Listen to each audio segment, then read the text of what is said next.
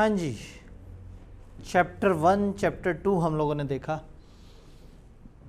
Chapter 2 पे इतनी ज़बरदस्त डिस्कशन हुई और उसके बाद पता ही लगा कि हमारा मेमोरी कार्ड जो है वो दागे मफारकत दे गया। वो बड़ा प्रोसेस, छोटा प्रोसेस और ये वो हमने सारी चीज़ों को इतना खूबसूरत क्रॉस लिंक कर लिया, तो उसके बाद पता ये लगा कि वो उसमें एरर आ गया। तो जो ऑनलाइन वाले सुन रहे हैं वो उसको सुन सकेंगे कि हमारा एक लेक्चर जो है वो टेक्निकल इश्यूज़ की वजह से डिलीट हो गया। मैं आगे चल के वो वाला लेक्चर दोबारा से भी एक तो रीमेक कर रहा हूँ इंशाल्लाह। फ़िलहाल हमने बैकअप के तौर पे उस लेक्चर का 80 to 90% मुख्तलिफ और लेक्चर से जोड़ के और उसको अवेलेबल करना शुरू कर दिया है। तो वो पोर्टल पे चैप्टर 2 थोड़ा सा आखिरी 1-2 सेक्शंस को छोड़ के बाकी सारे सेक्शंस जो है वो उसमें मिल जाएंगे। लेकिन मैं थोड़ा सा आगे जब थोड़ा सा भी मौका मिलेगा तो मैं उस लेक्चर का एक रीमेक कर लूँगा इंशाल्लाह ताला।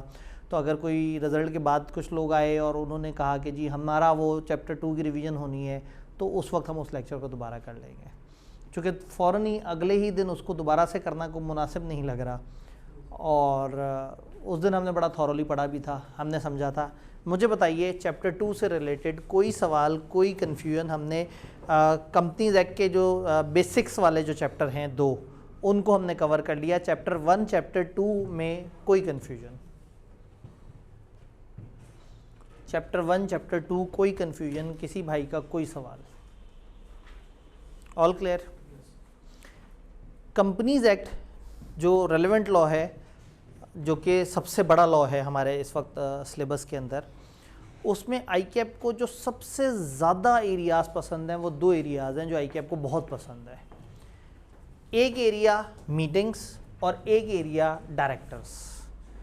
मीटिंग्स से रिलेटेड सेक्टेरियल प्रैक्टिसेस की चीज़ें काफ़ी ज़्यादा कनेक्ट हो जाती हैं, और डायरेक्टर्स का ऐसा एरिया है जिसके अंदर काफ़ी ज़्यादा गोल गोल घुमाना जो है वो आसान होता है। तो अब जो हम चैप्टर पढ़ने जा रहे हैं वो हमारे समझें कंपनीज एक्ट के 2 मोस्ट इम्पॉर्टेंट में से एक चैप्टर है। तो क्या हम तैयार हैं इसके लिए? चैप्टर 2 में कोई सवाल नहीं है? क्या मैं सवाल पूछूं? हमने एक छोटा प्रोसेस और एक बड़े प्रोसेस की कहानी देखी थी। छोटा प्रोसेस कहाँ कहाँ अप्लाई होता है? क्या क्या आप याददाश्त पे ज़ोर डाल के बता सकते हैं? छोटा प्रोसेस था कि एक स्पेशल रेजोल्यूशन पास करें, रजिस्ट्रार को जमा करा दें अपडेटेड डॉक्यूमेंट्स के साथ, और वो प्रोसेस पूरा हो जाता था। ये छोटा प्रोसेस किस चीज़ के लिए इस्तेमाल किया था हमने चैप्टर 2 में? पब्लिक से प्राइवेट कंपनी। अगर पब्लिक से प्राइवेट सोच लें, बड़े से छोटे सेटअप में जाना मुश्किल होता है, इतने सारे स्टेक होल्डर से अचानक से अपने आपको प्राइवेट से पब्लिक, और एसएमसी टू प्राइवेट, लिमिटेड से अनलिमिटेड। ठीक है, तो एक तो ये कन्वर्जन हो गई। फिर रजिस्टर्ड ऑफिस की चेंज सोच लें। रजिस्टर्ड ऑफिस की चेंज हमेशा बड़े प्रोसेस से होती है। छोटे प्रोसेस में और क्या क्या है? आर्टिकल्स ऑफ एसोसिएशन का चेंज होना छोटे प्रोसेस से होता है, और नेम क्लॉज चेंज होना छोटे प्रोसेस से होता है, और प्रिंसिपल लाइन ऑफ बिजनेस की सादा वाली चेंज छोटे प्रोसेस से होती है। लेकिन अगर एक ऐसी चेंज हो जिससे आप एक डिफरेंट उसमें एंटर हो रहे हैं, लाइसेंस एक्टिविटी में ऐड हो रहे हैं डिफरेंट किस्म की, उसके लिए बड़ा प्रोसेस चाहिए। अदरवाइज एक छोटी वाली चेंज। और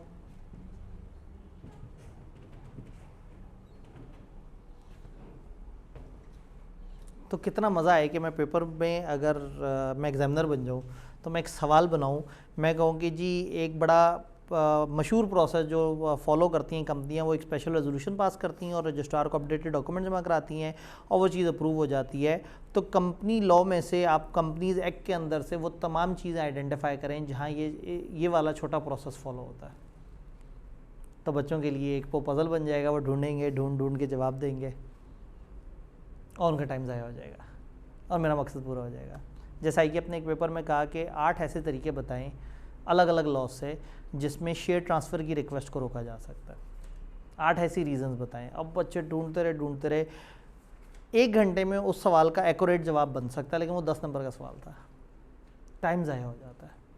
तो लॉ में ना हमने थोड़ा सा मैपिंग भी करनी है, थोड़ा सा याददाश्त भी रखनी है, पेपर में सवाल देख के जवाब जहन में आना चाहिए, किताब को रेफ़र करें कंफर्म करने के लिए जो हमारे जहन में आया वो वहाँ पे लिखा हुआ है या नहीं लिखा हुआ, तो फिर बात बनेगी।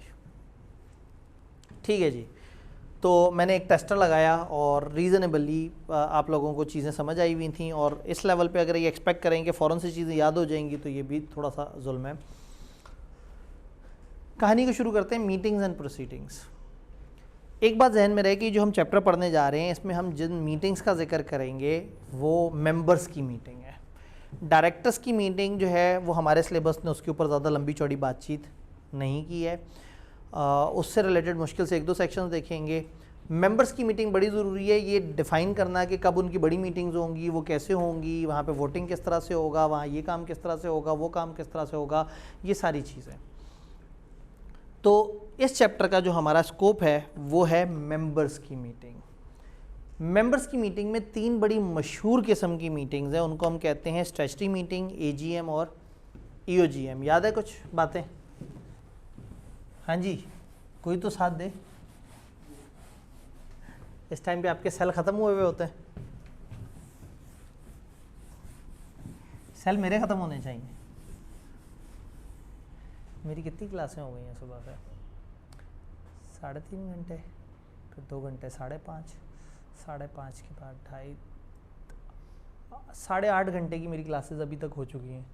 तो सेल मेरे डाउन होने चाहिए। मैं जोश में, जज्बे में, और उधर जो है ना आवाम ऐसी मठी हुई है जी। हम क्या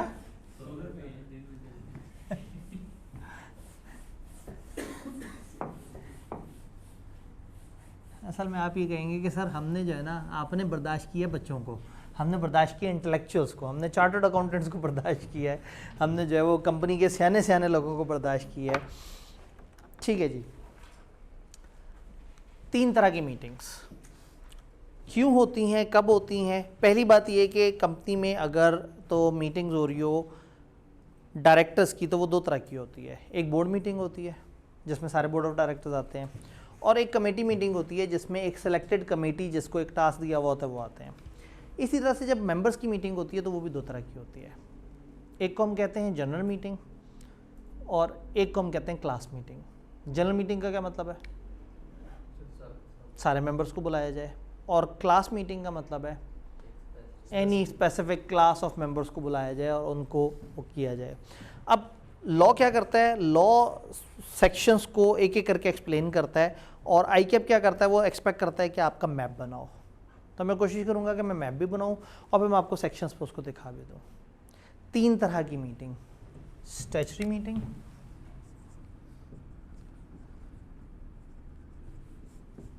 annual general meeting, extraordinary general meeting. बचपन से पढ़ते आ रहे हैं कि जनरल मीटिंग्स 3 तरह की होती हैं। जनरल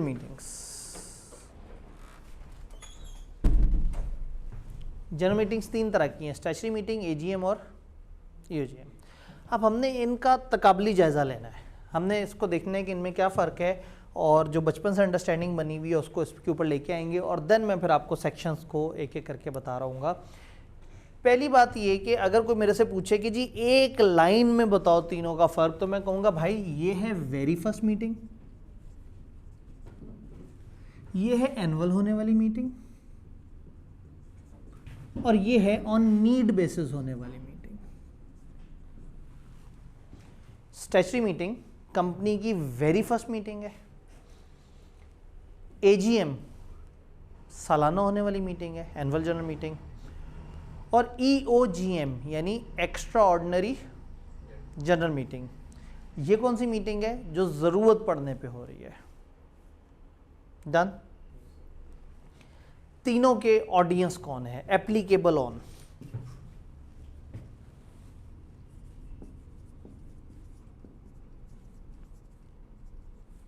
कौन कौन सी कंपनीज पे ये एप्लीकेबल है? ये ऑल कंपनीज पे एप्लीकेबल है। कोई भी कंपनी ईओजीएम करा सकती है, कोई मसला नहीं। Annual general meeting all companies except SMC, single member company को छोड़ के सारी कंपनियां ये वाली मीटिंग करा सकती हैं।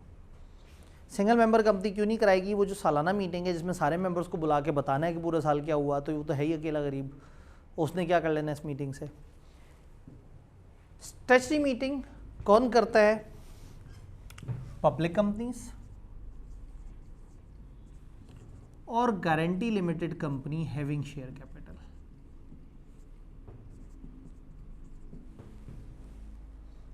ये वाली कंपनियां ये वाली मीटिंग करती हैं। अभी हम एक एक करके देखेंगे इन सारी मीटिंग्स में क्या फ़र्क है, इनके एजेंडे में क्या फ़र्क है, लेकिन फ़िलहाल जो हमारी डिस्कशन है वो ये है कि कौन कौन ये कराएगा। तो EOGM सब ने करानी है, इसको बंद कर देता हूँ ताकि EOGM सब ने करवानी है, AGM सब करवाएंगे सिवाय SMC के, और स्टैट्यूटरी मीटिंग सिर्फ चंद सिलेक्टेड कंपनियां करवाएंगी। फिर अगली चीज़, इसका नोटिस कितने अरसे का होगा? Very first public company guarantee limited having share capital. मैं इसलिए साथ साथ बोल भी रहता हूँ कि बोर्ड पे लिखते हुए ज़रा बंदा थोड़ा सा शॉर्ट कर देता है। नोटिस 21 दिन पहले नोटिस देना है, 21 दिन पहले नोटिस देना है, 21 दिन पहले नोटिस देना है, लेकिन ब्रैकेट में स्मॉलर नोटिस भी हो सकता है, is also allowed.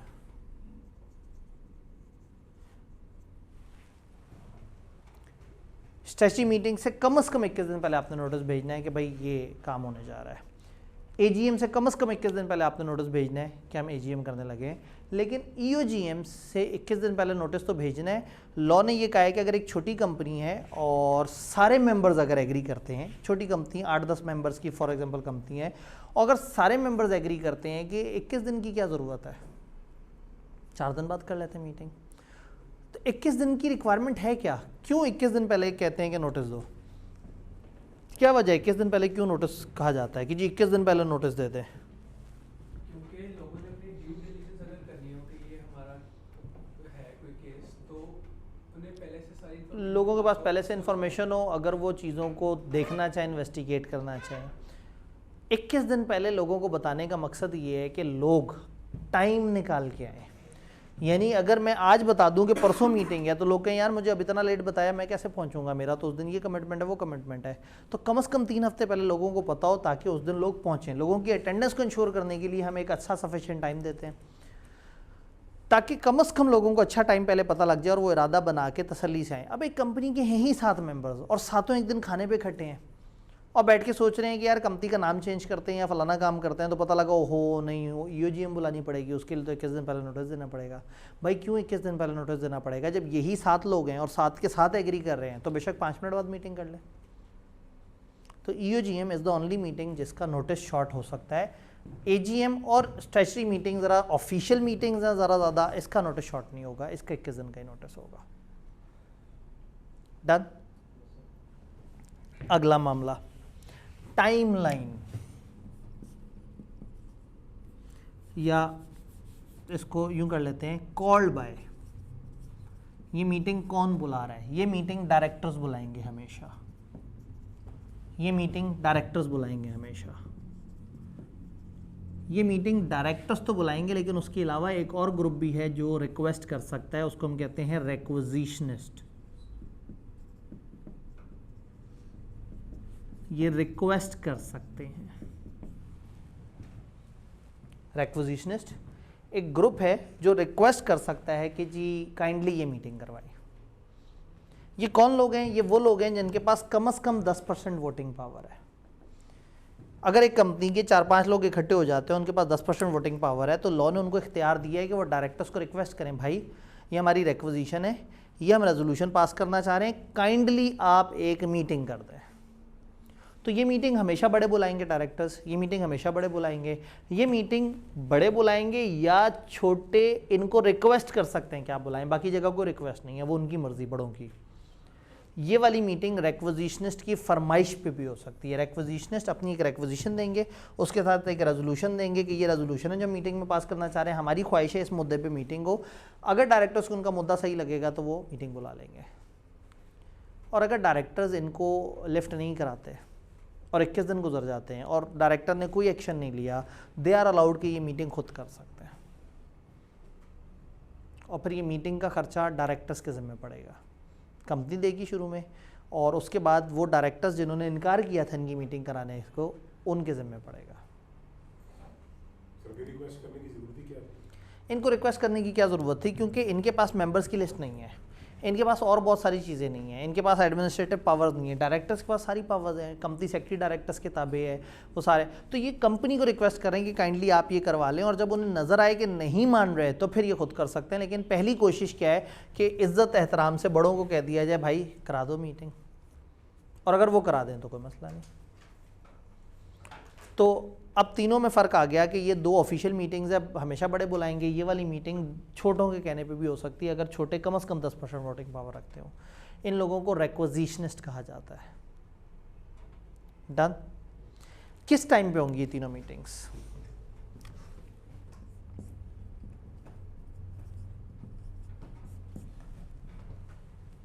Any time. क्या ख्याल है? यानी हम टाइमलाइन, या इन अदर वर्ड्स अगर मैं लिखना चाहूँ डेडलाइन, तो इसकी कोई डेडलाइन या टाइमलाइन है? टाइमलाइन तो है, किसी भी टाइम पे हो सकती है। क्या डेडलाइन है? एक डेडलाइन है, अगर रिक्विजिशन दी गई है तो उसके 90 दिनों के अंदर अंदर मीटिंग करानी होगी। अगर रिक्विजिशनिस्ट ने कहा जी मीटिंग करानी है, पहले तो 21 दिन उन्होंने इंतज़ार करना है, या तो इस 21 दिन में डायरेक्टर वगैरह को नोटिस दे देंगे और मीटिंग करा लेंगे, और अगर डायरेक्टर्स नहीं कुछ कर रहे तो फिर ये मीटिंग खुद करेंगे। इन एनी केस डायरेक्टर्स ने इनके कहने पे मीटिंग की या इन्होंने खुद से तंग आके मीटिंग की, ये मीटिंग 90 दिनों के अंदर अंदर हो जानी चाहिए ऑफ द रिक्विजिशन। सर इस 90 दिन में 21 दिन शामिल है? 21 दिन भी शामिल है। डन।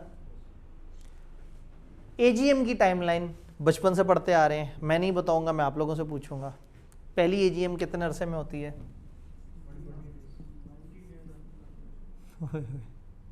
ऐसे मुतफरिक जवाब मिले हैं ना। मैं ना ऑनलाइन क्लास में एक काम करना शुरू हो गया हूँ, मैं शायद बताया हो कि हम अगर जनवरी में क्लासें शुरू होनी है ना, तो जनवरी पूरा मैंने वहाँ पे कैफ की रिवीजन क्लासेस डाली हुई होती हैं, और मैं ये कहता हूँ कि जी आप फाइनल की क्लासें लेने से पहले एक दफ़ा ज़रा कैफ़ को तेज़ी से दोहरा लें, ज़रा दोबारा से रिफ़्रेश हो जाएगी कैफ़ वाली क्या बातें हैं। और उसके बाद जब वो फाइनल की क्लासें शुरू होती हैं तो हमारी रफ्तार भी तेज़ होती है और उनको समझ भी अच्छी आ रही होती है। मैंने सोचा फ़िज़िकल क्लास है, फ़िज़िकल क्लास के फ़िज़िकल जज्बाती लोग मौजूद होंगे, चीज़ें याद होंगी, तो मुझे वाकई यही समझ आ रहा है कि हमें पहले महीने वही वाली रिकॉर्डिंग देनी चाहिए थी। अगर वो दे देते तो आप कहते तो फ़िज़िकल क्लास ही नहीं रही।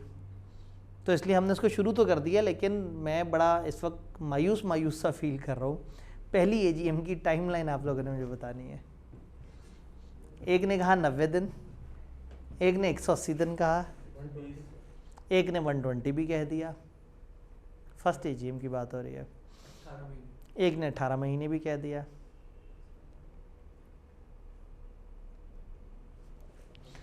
To the surprise of all, आप सब गलत कह रहे हैं। 16 months of incorporation।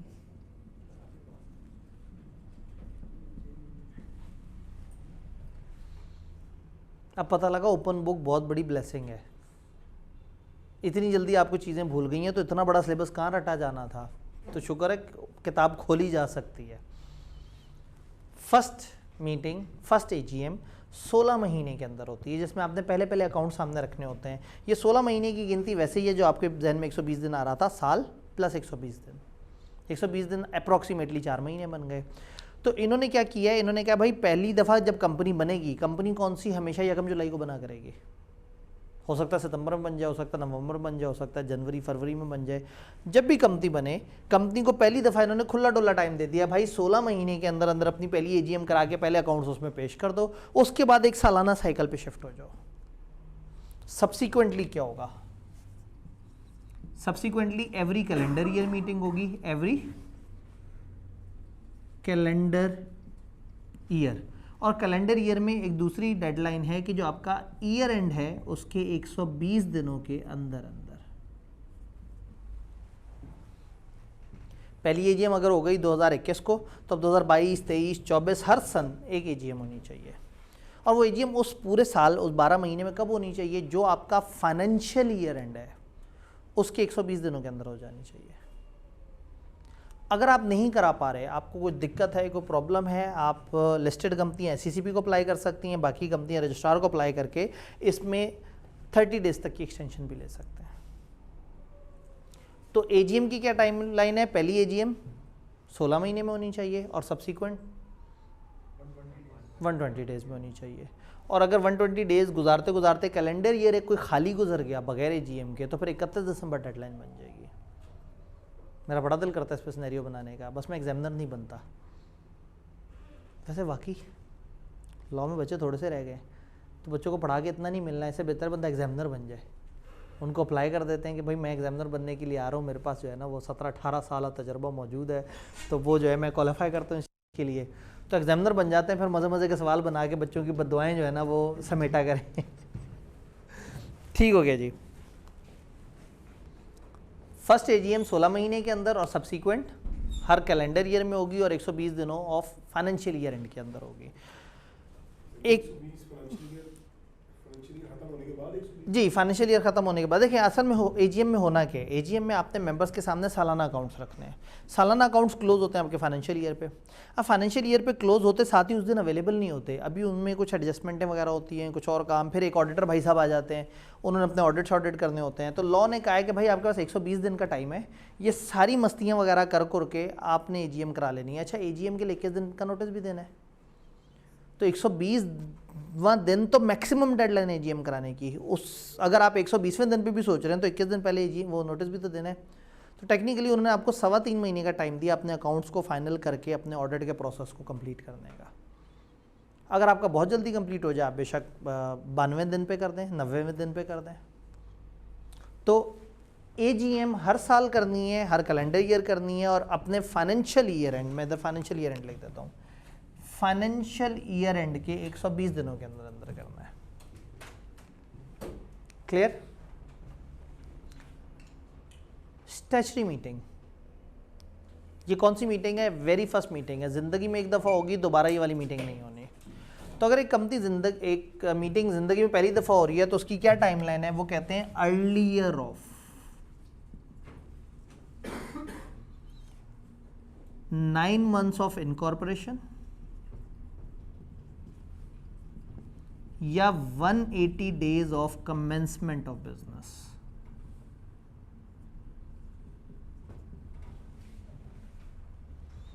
Nine months of incorporation या 180 days of commencement of business, which ever is earlier. Example लिखते हैं, एक कंपनी है, उसकी डेट ऑफ इनकॉर्पोरेशन है, एक डेट ऑफ इनकॉर्पोरेशन है, एक date of commencement of business है। कमेंसमेंट ऑफ बिजनेस क्या होता है? कुछ कंपनियों को, पब्लिक कंपनियों को इनकॉर्पोरेट होने के बाद एक एक्स्ट्रा सर्टिफिकेट चाहिए होता है, कुछ एक्स्ट्रा जिम्मेदारियां पूरी करके, प्रोस्पेक्टस और उससे रिलेटेड चीज़ों की जिम्मेदारी पूरी करके एक सर्टिफिकेट चाहिए होता है। तो certificate of commencement of business थोड़ा बाद में आता है और कंपनी इनकॉर्पोरेट थोड़ा पहले होती है। एक कंपनी है वो 1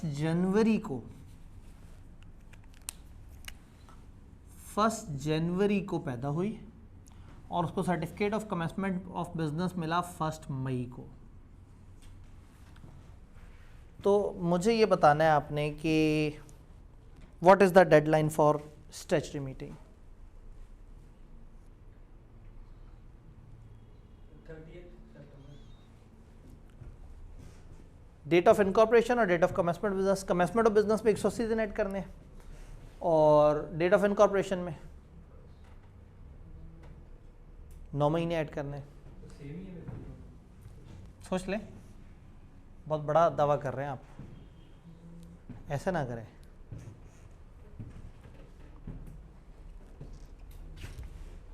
एक 180 दिन फिलहाल मोटा मोटा आप 6 महीने जहन में रख लें, लेकिन 180 दिन होते हैं, 6 महीने नहीं होते। तो पेपर में अगर एग्जैक्ट आए तो फिर आपको 180 दिन काउंट करते हुए 30-31 वाले हिसाब लगाने हैं, बट 9 महीने हैं।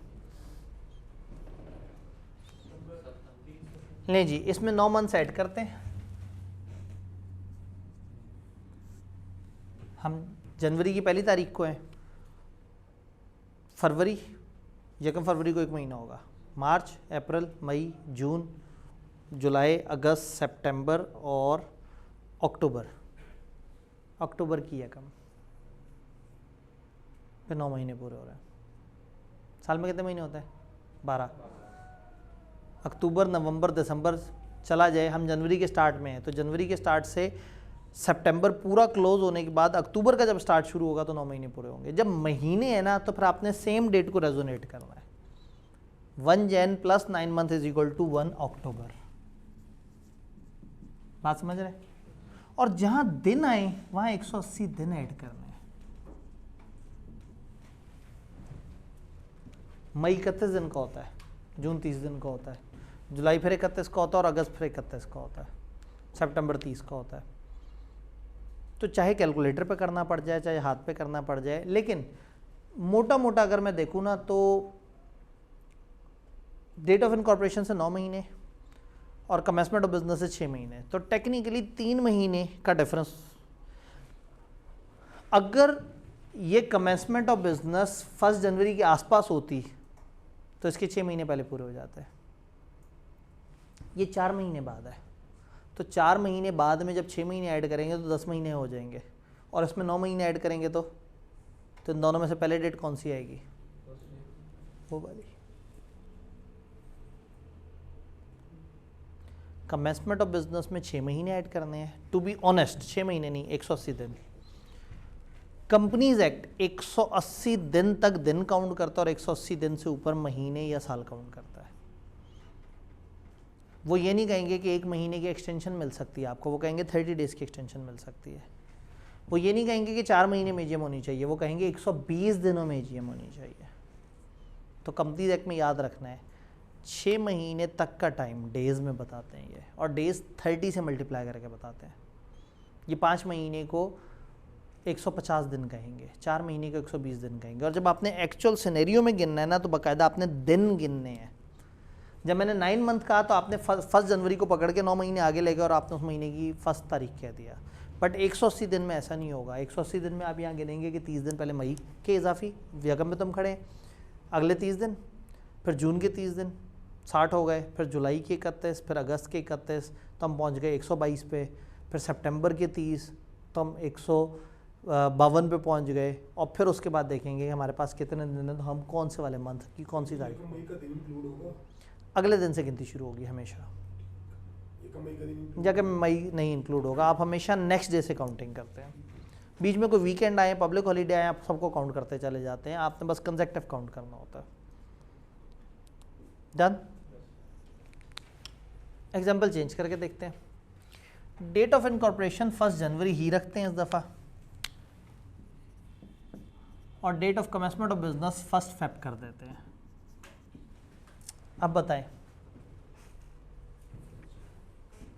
या रफली देख के बता दें कि कौन सी तरफ की डेडलाइन आ जाएगी पहले, यकम फेब वाली। क्योंकि देखें ना, इसमें अगर 6 महीने ऐड होने हैं और उसमें 9 महीने ऐड होने हैं, तो ये वैसे ही 1 महीने के फासले पे है, तो ये कहीं 7वें महीने पे ठहर जाएगी बात, और वो 9वें महीने पे ठहर जाएगी। तो एक बात बड़ी आसान सी हमें समझ आ गई कि अगर कमेंसमेंट ऑफ बिजनेस इनकॉर्पोरेशन के अगले 3 महीने में हो रहा है तो उसकी डेडलाइन पहले आएगी, और अगर बाद में चला गया तो 9 मंथ पहले आ जाएंगे। क्या ये बात समझ आई? 9 months of incorporation और 180 days of commencement of business, whichever is earlier. Done? कब होगा ये हमने देख लिया। सबसे अहम बात तो हमने देखी नहीं भाई, पर्पस क्या इस मीटिंग का? इसका पर्पस कोई भाई बताएगा?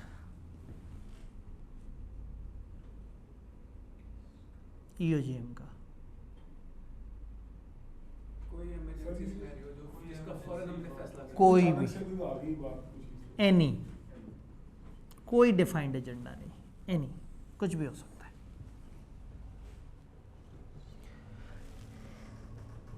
एजीएम 4 ऐसी चीज़ें हैं जो आपने अपनी अर्लियर स्टडीज़ में पढ़ी हैं कि वो एजीएम पे लाजमी होती हैं। मैं आपको थोड़ा सा याद कराता चलूँ। फाइनेंशियल स्टेटमेंट्स की अप्रूवल, और ये फाइनेंशियल स्टेटमेंट्स अकेली नहीं होती, इसमें ऑडिटर, डायरेक्टर रिपोर्ट, सारा कुछ होता है। ऑडिटर की अपॉइंटमेंट याद है? ऑडिटर जो है वो एजीएम पे अपॉइंट हो रहा होता है। डायरेक्टर का इलेक्शन, और कोई चीज़ किसी को याद आ रही है? नहीं, एजीएम स्पेसिफिकली लॉ ने कहा ये काम करना ही एजीएम पे। देखिए ना, मैंने फाइनेंशियल स्टेटमेंट्स अप्रूवल बता दिया, ऑडिटर के अपॉइंटमेंट बता दिया, डायरेक्टर इलेक्शन बता दिया। एक काम है, लॉ ने कहा था ये काम करना ही एजीएम पे।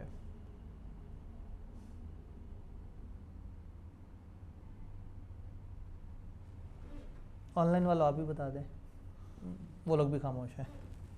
डिविडेंड की अप्रूवल,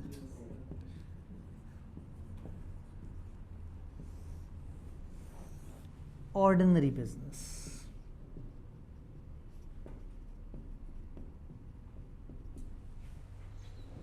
ये 4 एजीएम के ऑर्डिनरी बिजनेस कहलाते हैं। बिजनेस का लफ्ज लॉ इस्तेमाल करता है एजेंडे के लिए। ऑर्डिनरी बिजनेस का मतलब है नॉर्मल। तो एजीएम क्यों होगी, आपसे कोई पूछे, आप कहें भाई 4 चीजें तो ये फिक्स हैं, तय हैं। लॉ ने कह दिया accounts, director report, auditor report की अप्रूवल एजीएम पे होगी, ऑडिटर के अपॉइंटमेंट एजीएम पे होगी, फाइनल डिविडेंड का अप्रूवल एजीएम पे होगा, डायरेक्टर का इलेक्शन हर 3 साल बाद एजीएम पे होगा। ये 4 एजेंडास कहलाते हैं जो हर दफा होने होते हैं। इनको हम कहते हैं ordinary business, ordinary agendas. Business का मतलब क्या है, एजेंडा। किसी भी मीटिंग का जो एजेंडा उसको हम कहते हैं बिजनेस। तो एजीएम में नॉर्मली ऑर्डिनरी बिजनेस होता है, प्लस ज़रूरत पड़ने पे स्पेशल बिजनेस भी हो सकते हैं। स्पेशल बिजनेस का मतलब है इन 4 के अलावा अगर आपको कोई और चीज़ भी समझ आ रही है तो आप वो चीज़ भी मीटिंग में डिस्कस कर सकते हैं। मीटिंग के बिजनेस से क्या मुराद है? मीटिंग के बिजनेस से मुराद है मीटिंग का एजेंडा। यानी जब भी मीटिंग हो रही होती है तो अक्सर लोग पूछते हैं यार क्या बिजनेस है, क्या बिजनेस डिस्कस होगा। यानी वो पूछना चाह रहे हैं क्या एजेंडा डिस्कस होगा। हर मीटिंग का अपना एक एजेंडा है। इस मीटिंग के 4 डिफाइंड एजेंडाज हैं जो लॉ ने बताए हुए हैं। इस 4 के अलावा भी आप सालाना आप करते क्या हैं, पहली दफ़ा कंपनी बनी, आपने शुरू में स्ट्रेची मीटिंग करवा ली और पहली एजीएम आपने करवा ली 16 महीने के अंदर अंदर। उसके बाद साल भर के इश्यूज कंसोलिडेट करते रहते हैं और सोचते हैं कि एजीएम पे इकट्ठे अप्रूव करवा लेंगे। अगर एक एजीएम से दूसरी एजीएम के दरमियान अचानक से ज़रूरत पड़ी तो कौन सी मीटिंग करेंगे, यूजीएम कर लेंगे। लेकिन अगर उस मीटिंग की ज़रूरत नहीं पड़ी और आपके ये 4 कॉमन एजेंडाज जो होते हैं उसके अलावा 2-3 और इकट्ठे हुए तो आप एक ही दफ़ा एजीएम पे सारे डिस्कस कर लेते हैं। कोई ऐसा स्पेशल बिजनेस हो इन 4 के अलावा जिसको फौरी ज़रूरत हो और एजीएम आने में टाइम हो तो आप यूजीएम की तरफ चले जाते हैं। यानी मैं यहाँ एनी के साथ लिख सकता हूँ, एनी स्पेशल बिजनेस। ये जो ऑर्डिनरी बिजनेस हैं ये जीनत ही बनते एजीएम की हैं। इनके अलावा भी कोई भी चीज़ अगर आप करना चाहें तो आप सालाना इस मीटिंग में डिस्कस कर सकते हैं। बात समझ आई। बट स्ट्रेचरी मीटिंग का एक बड़ा ख़ास एजेंडा है। स्ट्रेचरी मीटिंग का बड़ा ख़ास एजेंडा है, एक 1 लाइनर एजेंडा है। Ordinary point of view. चलें मैं थोड़ा सा इसको समझाने की कोशिश करता हूँ क्यों हो रही है स्ट्रेचरी मीटिंग। कानून ने कहा है। आपको पता है ये इतनी इंपॉर्टेंट मीटिंग है कि ना कराए ना तो वाइंडिंग अप के लिए भी अप्लाई किया जा सकता है कंपनी की। एजीएम अगर ना हो ना तो कोई मसला नहीं, 2 लगातार एजीएम ना हो तो फिर आपकी वाइंडिंग अप की तरफ बात जा सकती है। लेकिन स्ट्रेचरी मीटिंग, अकेली मीटिंग, इवन इसकी रिपोर्ट आपने फाइल नहीं की, आपकी वाइंडिंग अप की एप्लीकेशन 305 के तहत दी जा सकती है। तो सवाल ये है कि कंपनी को ऐसी क्या मौत पड़ी हुई है, ऐसी क्या आफत आ रही है कि पब्लिक कंपनियां या guarantee limited having share capital को शुरू में एक बड़ी इंपॉर्टेंट डिस्कशन करनी है और ये ज़िंदगी में एक दफ़ा होनी है, उसके बाद होनी भी नहीं कभी। Very first and last meeting. ये मीटिंग दोबारा रिपीट नहीं होगी, उसके बाद सालाना मीटिंग होती रहेगी। तो क्या है स्ट्रेचरी मीटिंग में, इवन यहाँ तक है कि अगर फर्स्ट एजीएम इसी की टाइमलाइन में हो रहा हो तो आप इन दोनों को जोड़ भी सकते हैं। लेकिन ये मीटिंग क्यों करनी है, क्या बताना है लोगों को, क्या डिस्कशन होनी है। जो पब्लिक कंपनी है ये अक्सर आती हैं एक अच्छे ब्रांड नेम के साथ। जी निशात ग्रुप है, निशात ग्रुप की एक नई कंपनी आई है जी, आते साथ ही वो प्रोस्पेक्टस देंगे, लोग धड़ाधड़ जनाब प्रोस्पेक्टस की बेस पे खर्चा करेंगे और शेयर लेके बैठ जाएंगे। अब लोग आए, कंपनी के अंदर मैसिव इन्वेस्ट किया और उसके बाद ठंडे होके बैठ गए और कंपनी खामोश है। 16वें महीने के आसपास जाके बोलेगी कि क्या चल रहा है।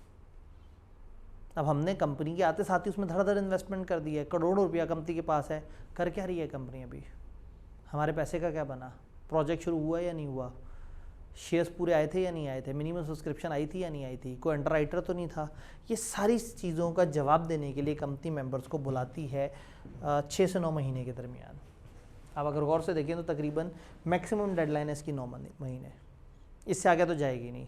और अगर कमेंसमेंट थोड़ा सा अर्ली डेट पे हो जाए तो उसके 6 महीने शायद इससे भी पहले पूरे हो जाए। तो आई कैन ईजीली से कि कंपनी को बने हुए 6 से 9 महीने के दरमियान टाइम होता है कि आपको ये मीटिंग करानी होती है। This meeting is all about हमने अभी तक क्या किया। एक कंपनी आई, आते साथ ही आप सब लोगों ने उसके शेयर्स खरीद लिए, आप सब बड़े एक्साइटेड हैं, एक दूसरे से कह रहे हैं यार मैंने 500 शेयर खरीदे, मैंने 1000 शेयर खरीदे, मैंने 15,000 शेयर खरीद लिए, और उसके बाद कंपनी गायब हो गई। और कंपनी अब आपको 16वें महीने में बुलाएगी, आ जाओ पहली एजीएम कर ले। आपको शुरू में कुछ जानना है। क्या जानना चाहते हैं आप? क्या क्या जानना चाहते हैं?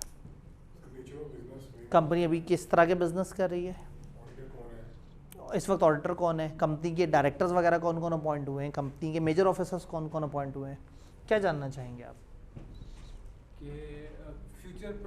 फ्यूचर प्रोस्पेक्ट्स क्या हैं कंपनी? देखिए ना, प्रोस्पेक्टस में तो उन्होंने कहा था हम ये काम करेंगे, आपने पैसा खर्च कर दिया, भाई वो काम शुरू भी किया या नहीं किया, स्टेटस तो बताओ, कौन से प्रोजेक्ट लगाए हैं, क्या हो रहा है, और कंपनी के बड़े मेंबर्स कौन है, शेयर होल्डिंग पैटर्न आप जानना चाहेंगे, और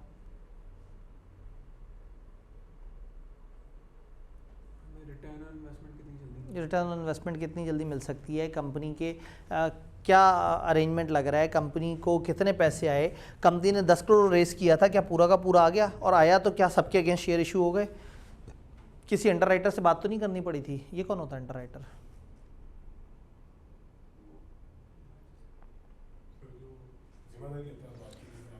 जो जिम्मेदारी लेता है कि अगर आपके शेयर्स पूरे ऑफर ना हुए तो मैं वो कर लूँगा।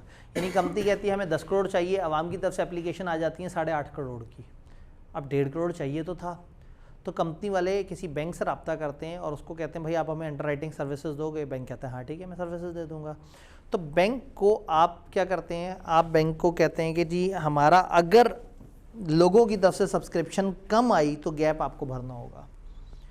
तो शेयर होल्डर ये जानना चाहते हैं कि क्या ज़रूरत पड़ी थी अंडरराइटर की। अंडरराइटर एक कंटिजेंट कॉन्ट्रैक्ट है, ज़रूरत पड़ेगी आप उसे रब्ता करेंगे, तो वो जानना चाहते हैं कि क्या अंडरराइटर की ज़रूरत पड़ी या नहीं पड़ी, अगर पड़ी तो कितने रुपयों के लिए पड़ी तो उसको कितने शेयर्स इशू किए, ये सारी बात बतानी होगी स्टैच्यूटरी मीटिंग में। तो अब होगा क्या, आप सब लोगों को, कंपनी के 5000 मेंबर्स हैं, कंपनी ने सबको नोटिस भेजा और नोटिस में लिखा कि भाई हम वो राज से पर्दा उठाने वाले हैं जो अभी तक आपको नहीं बताया था। आपने कहा वाह ज़बरदस्त, कंपनी हमें बताएगी। सारे लोग एक्साइटेड हो गए और 5000 लोग जो है वो पहुंच गए वहाँ पे कि उन्हें पता लग जाए कि वो राज क्या है। अब 5000 लोगों की मीटिंग कहाँ करवाएंगे? शादी हॉल बड़े से बड़ा 1000 बंदों का होता है, ईवाना इकबाल में 2000 बंदे आ जाते हैं, तो 5000 बंदे स्टेडियम में ले जाने पड़ेंगे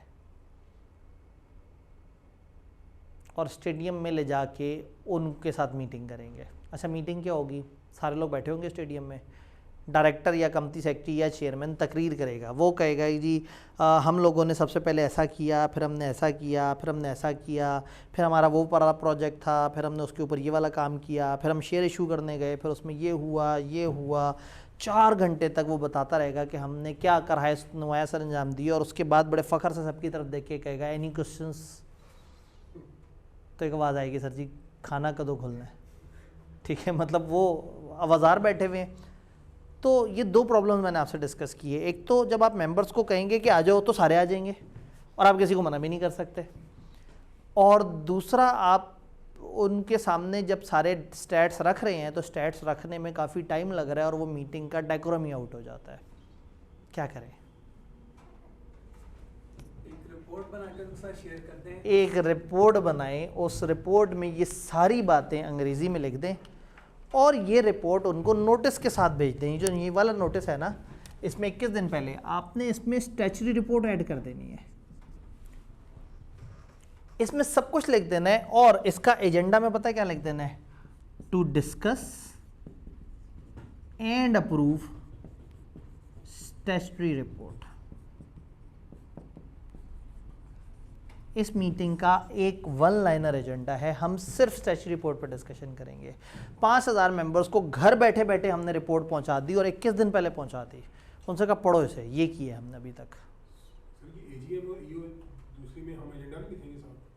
एजीएम और उसमें भी हम एजेंडा भेजते हैं, लेकिन एक इस तरह की डिटेल्ड रिपोर्ट नहीं भेज देते। हाँ, एजीएम पे चूंकि आपने फाइनेंशियल और ये सारा करना होता है, तो फिर हम क्या करते हैं, 21 दिन के नोटिस के साथ financial statement, director report, auditor की रिपोर्ट, और कुछ खास केस में एक चेयरमैन की रिव्यू रिपोर्ट होती है, और कुछ और चीज़ें भी हम आगे जाके अकाउंट्स में पढ़ेंगे कि हमने कभी कभी कंसोलिडेटेड अकाउंट फलाना भी भेजना होता है। तो इन सारी मीटिंग्स में एक रूल है कि आप नोटिस के साथ इतनी सफिशिएंट इन्फॉर्मेशन लोगों को भेज दें कि लोगों को पता हो।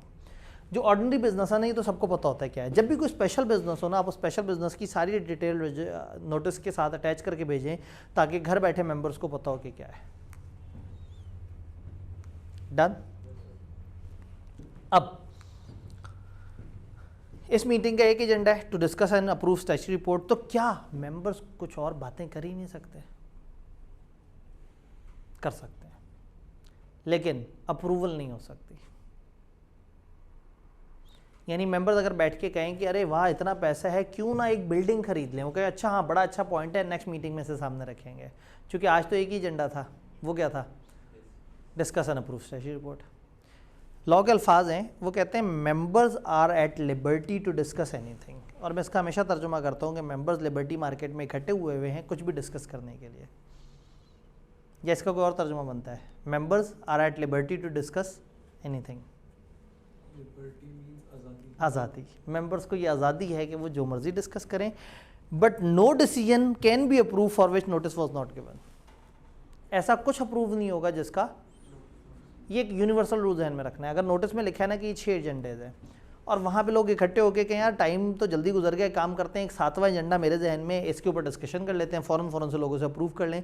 तो जो लोग मीटिंग में ये करके नहीं आए कि मेरे काम का एजेंडा नहीं है मीटिंग में कोई, उनके साथ ज़्यादती हो जाएगी। तो आप नोटिस में जो एजेंडा लिखे होते हैं आप उन्हीं को डिस्कस करते हैं, उनके अलावा डिस्कशन होती है लेकिन अप्रूवल नहीं होती। अप्रूवल उसी चीज़ की होती है जिसका नोटिस में जिक्र किया गया। और इस मीटिंग के नोटिस में क्या जिक्र किया गया है, to discuss and approve statutory report. Done. क्या ये रिपोर्ट के कंटेंट्स और ये सारी कहानी समझ आ रही है? छोटी छोटी सी इजाफी बातें भी होंगी। एजीएम अगर कोई बंदा अटेंड करना चाहता है ऑनलाइन टेली-वीडियो कॉन्फ्रेंसिंग, तो लिस्टेड कंपनी में ऑप्शन मौजूद होती है। फिर एक छोटी सी डिस्कशन की ये मीटिंग्स अगर एडजर्न होने लगें तो दिस इज़ अलाउड कि ये मीटिंग वक्तन फ़वक्तन एडजर्न हो सकती है।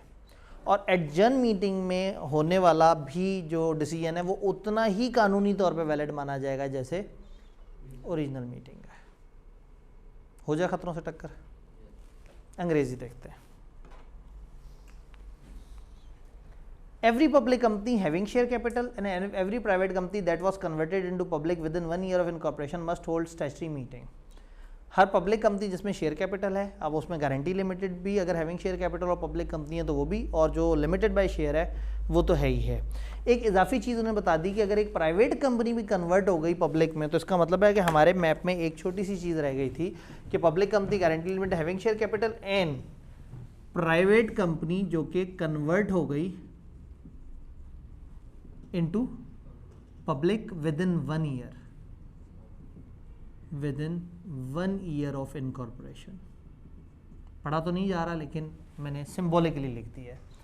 तो विदिन 1 year of incorporation अगर एक कंपनी शिफ्ट हो गई तो वो कब करेगी, earlier of 180 days end of commencement of business versus 9 months of incorporation. अगर पहली एजीएम कंपनी की अर्लियर डिसाइड हो गई, 16 महीने तो मैक्सिमम है ना, हमने तय किया हम 8वें महीने में करा देंगे, और 8वां महीना इसकी डेडलाइन भी चल रहा था, तो हम एक मीटिंग करा के दोनों उसमें निपटा सकते हैं। फिर ये वाली मीटिंग कराने की ज़रूरत नहीं है, इसका इशू उठा के एजीएम में डाल देंगे। लेकिन अगर एजीएम थोड़ा आगे है और ये पहले है तो ये पहले ही होगी, बाद में एजीएम होगी। स्टैट्यूटरी में एजीएम को नहीं कर सकते? नहीं, असल में फिर हम चूँकि फ़र्स्ट एजीएम हम स्किप नहीं कर सकते, तो फर्स्ट एजीएम में कुछ और बातें भी डिस्कस हो रही होंगी, तो स्टैट्यूटरी का जो सिंगल लाइनर एजेंडा था वो एजीएम में डाल देंगे। स्टैट्यूटरी मीटिंग में क्या होगा, स्टैट्यूटरी रिपोर्ट होगा। कंपनी के नोटिस के साथ कम से कम 21 दिन पहले स्टैट्यूटरी रिपोर्ट जाएगी। स्टैट्यूटरी रिपोर्ट को कम से कम चीफ एग्जीक्यूटिव और एक डायरेक्टर ने साइन किया हुआ होगा। अब अगेन ये वाली बातें हमें याद नहीं रखनी ओपन बुक की वजह से। स्टैट्यूटरी रिपोर्ट में क्या होगा, नंबर ऑफ शेयर्स, उसमें फॉर कैश कितने थे, अदर देन कैश कितने थे, कंसिडरेशन आपको कितनी शेयर्स के अगेंस्ट मिली, आपका रिसीट एंड पेमेंट अकाउंट जो बना हुआ है पिछले 15 दिन तक की अपडेटेड फिगर, यानी कि जिस दिन रिपोर्ट बनी है उससे पिछले 15 दिन के अंदर अंदर आपका मतलब उसका क्लोजिंग टाइम आना चाहिए, जब से कंपनी बनी है तब से लेके अब तक। और अब से क्या मुराद है, आज रिपोर्ट बना रहे हैं तो पीछे 2 दिन 3 दिन 4 दिन पीछे, इवन 15 दिन पीछे तक का अपडेटेड अगर अकाउंट वो मौजूद है तो उसमें रिसीट पेमेंट्स बैलेंस क्या है। इस वक्त अकाउंट्स थोड़ी बने होंगे, अभी तो कंपनी को बने 6-8 महीने हुए, तो रिसीट एंड पेमेंट अकाउंट आ गया, आपके director, chief executive secretary, legal adviser, auditor के नाम पते वगैरह, आपके कोई भी कॉन्ट्रैक्ट जो कि मेंबर्स के सामने रखना है मॉडिफिकेशन के लिए, आपका अंडर राइटिंग कॉन्ट्रैक्ट हुआ या नहीं हुआ, कोई भी कमीशन, कोई भी ऐसी चीज़ जो लोगों को दी गई, वो सारी की सारी चीज़ें। ऑडिटर से सर्टिफिकेट भी ले लेंगे कि हमारे जो वो था अलॉटमेंट ऑफ शेयर्स और पैसे वगैरह रिसीट होने का, वो सारा काम सही से हुआ या नहीं हुआ, और ये कॉपी उठा के इस रजिस्ट्रार को भी भेज देंगे। इसमें फर्दर बात करें तो हम कहते हैं इसकी मीटिंग कैसे होगी। डायरेक्टर्स जो है वो मीटिंग के दौरान एक लिस्ट ऑफ मेंबर्स भी अवेलेबल कर देंगे। आपने कहा था आप जानना चाहेंगे आपके अलावा कौन मेंबर्स हैं, मीटिंग के दौरान साइड पे एक लिस्ट ऑफ मेंबर पड़ी हुई होगी, जो भी मीटिंग के दौरान जाके देखना चाहे कि कौन कौन डायरेक्टर्स हैं वो जाके देख सकता है। मेंबर्स मीटिंग में कुछ भी डिस्कस कर सकते हैं, लेकिन no resolution can be pass without notice being given to member in specified manner. Meeting वक्तन फ़क्तन एडजर्न भी हो सकती है और एडजर्न मीटिंग में होने वाले डिसीजन भी उसी तरह से वैलिड है जैसे ओरिजिनल मीटिंग। और जुर्म करेंगे तो लेवल 2 लेवल 1 टाइप की पेनल्टी। अगेन आपको पता है कि पेनल्टी अब हमें याद करने की ऐसा ज़रूरत नहीं है।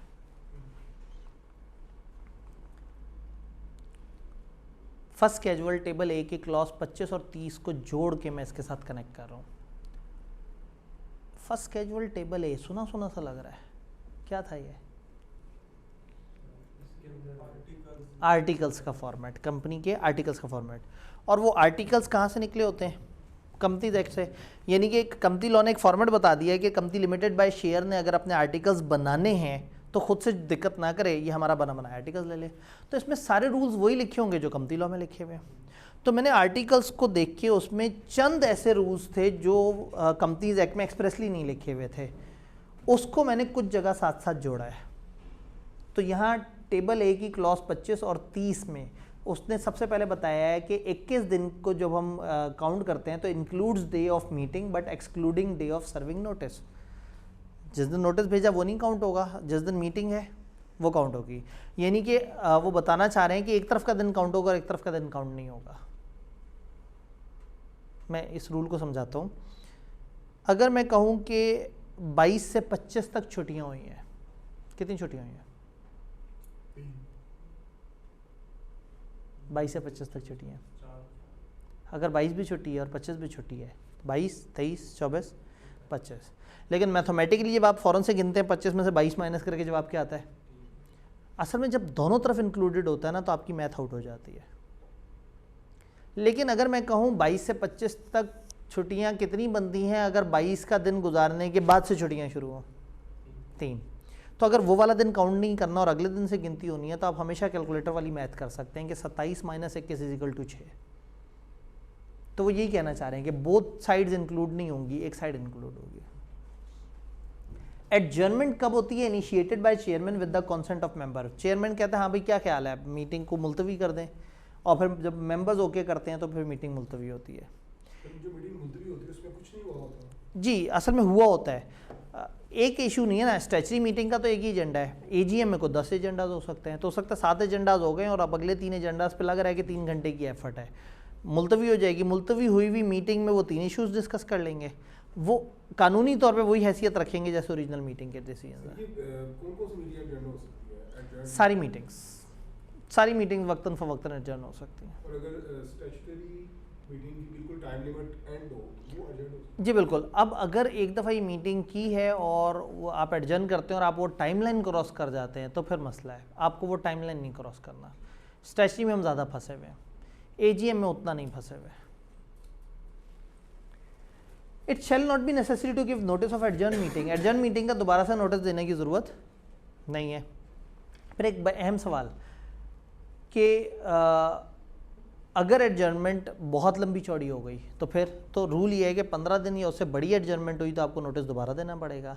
अदरवाइज़ अगर आज एक मीटिंग एडजर्न हुई और मैंने कहा हफ्ते बाद मीटिंग दोबारा होगी तो अब सबको नोटिस देने की ज़रूरत नहीं है, फ़ायदा ही कोई नहीं, वो तो आज ही नहीं आए, उनको तो एडजर्न मीटिंग से कोई लेना देना नहीं है। तो एडजर्नमेंट अगर 15 दिन या उससे बड़े टाइम की है तो फिर नोटिस देना होगा, अदरवाइज आपको नोटिस देने की ज़रूरत, ठीक है। तो ये एडजर्नमेंट से रिलेटेड एक क्रॉस लिंक था फर्स्ट कैजुअल टेबल ए की कुछ क्लॉजेस। सब मेंबर्स का एग्री करना जरूरी है इसके लिए, किस चीज़ के लिए? adjourn करने के मीटिंग एडजर्न करने के लिए मेजॉरिटी का एग्री करना ज़रूरी है। एक आवाज़ उठेगी, हाँ भाई एडजर्न कर किया जाए, मेंबर से वोटिंग करवाई जाएगी, शो ऑफ हैंड, अगर मेजॉरिटी होके कर दें तो हो सकता है कोई मेंबर वहाँ पे रोला डाल दे और कहे पोलिंग कराएं। हम इंशाल्लाह अगले लेक्चर में देख रहे होंगे कि इस तरह की सिचुएशन में हमने क्या करना होता है कि अगर कोई पोलिंग डिमांड करते हो और एडजर्नमेंट का इशू चल रहा हो तो फिर क्या होता है। डन। एजीएम, फर्स्ट एजीएम 16 महीने में होनी चाहिए, सब्सीक्वेंट हर साल होनी चाहिए और क्लोज ऑफ फाइनेंशियल ईयर के 120 दिन के अंदर होनी चाहिए। 30 दिन की extension special reason SECP listed company के केस में और रजिस्ट्रार बाकी कंपनियों के केस में देगा। लिस्टेड कंपनी की एजीएम उसी टाउन में होगी, उसी इलाके में होगी जहाँ रजिस्टर ऑफिस है, और अगर वो बहुत ही छोटा सा कस्बा है तो नियरेस्ट सिटी में होगी। लिस्टेड कंपनी में एडिशनल बात ये है कि अगर एक शहर में 10% लोग इकट्ठे रहते हैं तो वो शोर मचा सकते हैं, वो कह सकते हैं कि हमें हमारे शहर में मीटिंग दी जाए। अब कराची में एक कंपनी लिस्टेड कंपनी और वो कराची में करवा रही है अपनी एजीएम और लाहौर में 25% शेयर होल्डर है और एक बंदा अकेला ही 11% शेयर्स रखता है, या 2-3 दोस्त मिल गए, उन्होंने कहा यार 10% हमारे पास हैं, हमारे बगैर मीटिंग कैसे हो रही है। तो ये कंपनी को रिक्वेस्ट कर सकते हैं, कंपनी इनको इनके शहर में एक फैसिलिटी प्रोवाइड करेगी, ये एक जगह आएंगे, वहाँ पे इनके लिए अरेंजमेंट्स हुए होंगे और ये टेली वीडियो कॉन्फ्रेंसिंग के थ्रू मीटिंग के अंदर शामिल हो जाएंगे। तो लिस्टेड कंपनी में दिस इज़ अलाउड कि 10% लोग शोर मचा के अपने लिए अपने शहर में टेली वीडियो का लिंक अवेलेबल करवा सकते हैं और फिर वो मीटिंग के फिजिकल अटेंडी भी काउंट होंगे और ऑनलाइन अटेंडी भी काउंट होंगे। एजीएम सारे मेंबर्स को नोटिस देना है 21 दिन पहले। लिस्टेड कंपनी में नोटिस आपने इजाफी एसईसीपी और उसको भी भेजना है, एनी कॉन्ट्रावेंशन ऐसे फलाना फलाना होगा, ये section applicable single member company पे नहीं है। डन। एनुअल जनरल मीटिंग से रिलेटेड एक सर्कुलर, एजीएम हमने कहा कि होल्ड की जा सकती है, 30 दिन तक एक्सटेंड की जा सकती है। उन्होंने कहा break down of computer software would not be accepted as special reason. उन्होंने कहा अगर आपके हमारा सॉफ्टवेयर ख़राब हो गया था, रिकवर नहीं हो रहा, तो ये एक स्पेशल रीज़न नहीं है, आपको बैकअप रखने चाहिए थे। लिस्टेड कंपनीज बैकअप फाइल्स रखें ताकि अपने आप को महफूज रख सकें। नोटिस एजीएम या ईओजीएम के एसईसीपी को फॉरवर्ड किए जाएंगे और notice plus statement under section 134 वो जो स्पेशल बिजनेस की एक्स्ट्रा डिटेल देनी होती है, ये एसईसीपी को सेम डे पे फैक्स भी करना है और वो न्यूज़पेपर जिसमें आपने इश्तिहार दिया था उसकी कॉपीज़ भी उन्हें भेजनी है, ये बताने के लिए कि हाँ भाई हमने ये सारा कुछ किया है। वापस चलते हैं। Rule 27 companies general provision and forms regulation 2018। अब प्रॉब्लम क्या है, company general provision and forms regulation 2018 companies act 2017 के नीचे आते हैं और कंपनीज एक्ट में अगर लिखा हुआ ये चीज़ ऐसे होगी तो ये वाले रेगुलेशन उसमें इजाफी गाइडलाइंस प्रोवाइड करते हैं, तो वो किताब में जगह जगह दिए हुए हैं। तो इसका मतलब है कि रूल 27 को एजीएम के साथ जोड़ के पढ़ना है। Application for extension in holding AGM and laying of financial statement, उन्हें एक एप्लीकेशन दी जाएगी, इतने दिनों पहले दी जाएगी, कम से कम 30 दिन पहले आपने बताना होगा। फिर एप्लीकेशन के अंदर रजिस्ट्रेशन नंबर, नेम, डेट, फलाना फलाना, रीज़न, फलाना चीज़ें ये सारी दी जाएंगी। ओपन बुक है, याद नहीं करना, लेकिन अगेन आपका जो वो मैप था जो हर चैप्टर के साथ मैप है उसमें ये लिखा हुआ है कि ये वाला जो रेगुलेशन 27 है इस चैप्टर के साथ जोड़ के पढ़नी है। डन। एक्स्ट्राऑर्डिनरी जनरल मीटिंग, सारी मीटिंग्स अदर देन एजीएम और स्टैच्यूटरी मीटिंग क्या कहलाएंगी, ईओजीएम। ईओजीएम का नोटिस कम से कम 21 दिन पहले देना है। अदर देन लिस्टेड कंपनी अगर सारे मेंबर्स कहें कि शॉर्टर नोटिस पे करना है तो शॉर्टर नोटिस पे हो सकता है। डायरेक्टर एजीएम कभी भी कॉल कर सकते हैं जब उनका दिल करे। और दूसरी ऑप्शन क्या थी, requisitionist. Meeting on requisition of member also can be called on requisition of member जिनके पास कम से कम 10% वोटिंग पावर हो, company not having share capital में 10% ऑफ तादाद हो और हैविंग शेयर कैपिटल में 10% वोटिंग पावर। रिक्विजिशन में ऑब्जेक्ट्स ऑफ मीटिंग और इस पे साइंड और वो करके सारा कुछ आपने जमा करा देना है कंपनी के ऑफिस में कि जी ये हमारी मीटिंग है, ये हमारा एजेंडा, इस तरह से। इस रिक्विजिशन पे डायरेक्टर्स जो है वो ईओजीएम को कॉल करेंगे। अगर डायरेक्टर ईओजीएम 21 दिन के अंदर अंदर कॉल करने का एक्शन नहीं लेते तो मेंबर्स ये मीटिंग 90 डेज ऑफ रिक्विजिशन में कॉल करेंगे और रिक्विजिशन डे 0 से शुरू हुई है। 21 दिन तक एहतराम करना है, इंतज़ार करना है। डायरेक्टर एक्शन ले लें तो बहुत अच्छी बात है और अगर डायरेक्टर्स की तरफ से कोई एक्शन नहीं हुआ तो हम करेंगे ये मीटिंग। ये मीटिंग रिक्विजिशन के 90 दिन के अंदर अंदर हो जानी चाहिए और 21 दिन आप ज़ाया कर चुके हुए हैं, तो अगले 69 डेज़ में ये मीटिंग हो जानी चाहिए। इस मीटिंग के जितने भी एक्सपेंसेस हैं, ये मीटिंग होगी उसी तरीके से as would have been called by director, बिल्कुल जैसे नॉर्मल मीटिंग है वैसे काउंट होगी। जितने भी एक्सपेंसेस मेंबर ने इनकर किए हैं इस मीटिंग के लिए वो कंपनी रीइंबर्स करेगी और ये अमाउंट रिटेन की जाएगी उन डायरेक्टर्स के पैसों में से जिन्होंने डिफ़ॉल्ट किया था। सारी बातें हम लोगों ने पहले ज़बानी देखी थी, बोर्ड पे देखी थी, लेकिन अब आपको सेक्शन दिखाना ज़रूरी था। सारी बातें हो गई। एजीएम का एक टाइमलाइन है, ईओजीएम अगर एक्विजिशनिस्ट कहें तो इनकी डेडलाइन, अगर ये मीटिंग अपनी डेडलाइन पे ना हो, यानी कि स्टैच्यूटरी मीटिंग की टाइमलाइन आ जाए और आप ना कराएं, एजीएम की टाइमलाइन आ जाए आप ना कराएं, ईओजीएम रिक्विजिशनिस्ट बुला रहा है और टाइम गुजर गया और आप ना करें, तो एसईसी भी बहादुर बीच में आएगा। अगर कंपनी एजीएम ईओजीएम फलाना नहीं करवा सके तो एसईसीपी आएगा। एसईसीपी कंपनी को ये हुक्म दे सकता है कि जी मीटिंग होगी और मीटिंग ऐसे होगी। इवन एसईसीपी कह सकता है कि मेरी बुलाई गई मीटिंग में एक बंदा भी आ गया ना तो कोरम होगा। ये meeting shall be deemed to be called by company in accordance with provision. सारा खर्चा कंपनी को पड़ेगा अनलेस कि एसईसीपी कुछ गलत लोगों को कहे कि जी ये वाला बंदा कसूरवार है, ये उठाएंगे खर्चा। कोई भी पर्सन अगर इस मीटिंग को होल्ड करने में डिफ़ॉल्ट करता है तो लेवल 3 की पेनल्टी, याद है, चंद करोड़ की पेनल्टी हो सकती है। तो एसईसीपी भी मीटिंग्स करवा सकता है अगर ये मीटिंग्स ना हो रही हो। क्या किसी मीटिंग को इनवैलिड डिक्लेयर किया जा सकता है? किसी भी डिसीजन को इनवैलिड डिक्लेयर करने के लिए ना 3 बातें हमेशा जहन में रखनी है। 10% लोग, अदालत और 30 दिन। 10% लोग, अदालत, 30 दिन।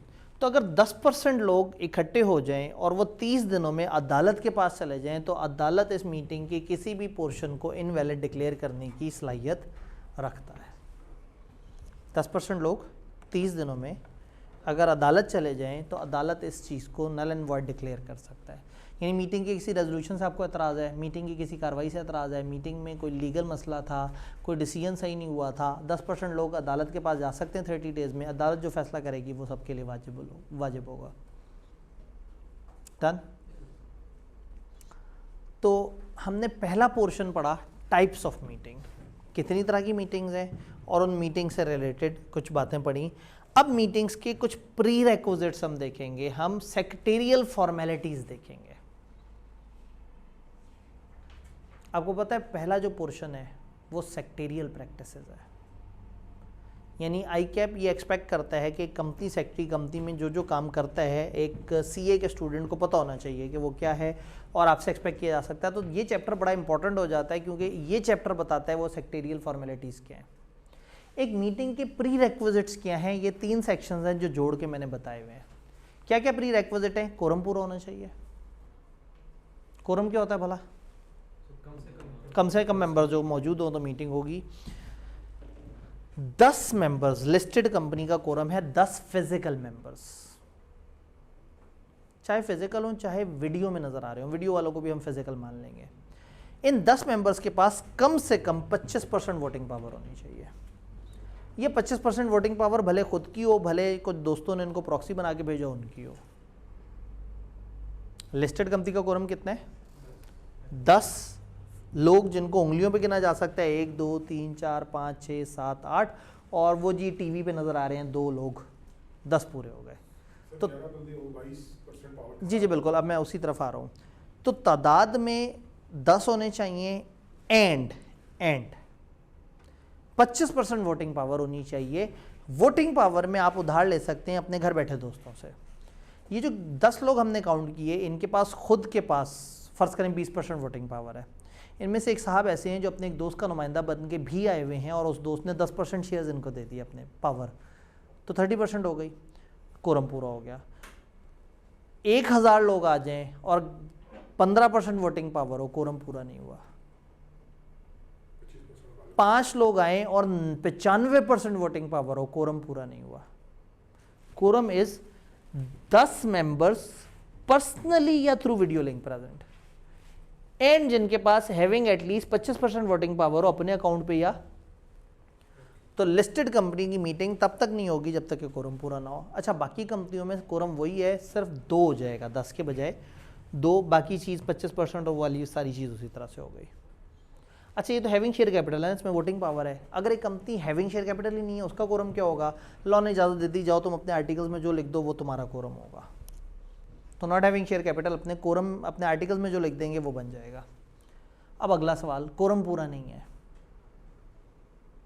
मीटिंग शुरू हुई 9 बजे, मीटिंग शुरू होनी थी, 9:05 हो गए और कोरम पूरा ही नहीं है, मायूस होकर ख़त्म कर देंगे मीटिंग, गोली मार दें सबको। पाकिस्तान है, आधा घंटा इंतज़ार करें, शायद लोग आ जाएं। आधा घंटा पूरा होने पे अगर कोरम पूरा हो गया तो मीटिंग करा दें। आधा घंटा पूरे होने तक भी कोरम पूरा नहीं हुआ तो देखिए मीटिंग कौन सी थी, रिक्विजिशनिस्ट ने बुलवाई थी या कंपनी ने बुलाई थी?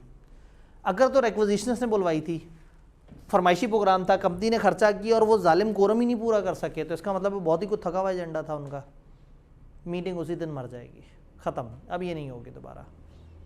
लेकिन अगर डायरेक्टर्स ने बुलाई थी और वो अहम मीटिंग में से कोई मीटिंग थी और कोरम पूरा नहीं हुआ, मीटिंग खुद ब खुद एक हफ्ते बाद same day same time shift हो जाएगी। मीटिंग खुद ब खुद एक हफ्ते बाद, यानी कि अगर बुध को सुबह 9 बजे कंपनी के रजिस्टर्ड ऑफिस में मीटिंग हो रही थी तो अगले बुध को सुबह 9 बजे रजिस्टर्ड ऑफिस में ही ये मीटिंग दोबारा से होगी। अब ऐसे में ये भाई कहेंगे कि सर अगर फिर कोरम पूरा ना हो, ज़ाहिर है वो शरारती आदमी है, वो ऐसा कह सकते हैं, अगर फिर कोरम पूरा ना हो तो फिर आधा घंटा इंतज़ार करेंगे। लॉ कहता है कि कंपनी ये हो या ये वाली हो, अगर कोई से 2 इंसान नज़र आ गए ना, मीटिंग करा देंगे, क्योंकि मुलाकात के लिए कितने लोग चाहिए? 2, इनसे कहेंगे आपस में जफ्फी डालो, हो गई मीटिंग।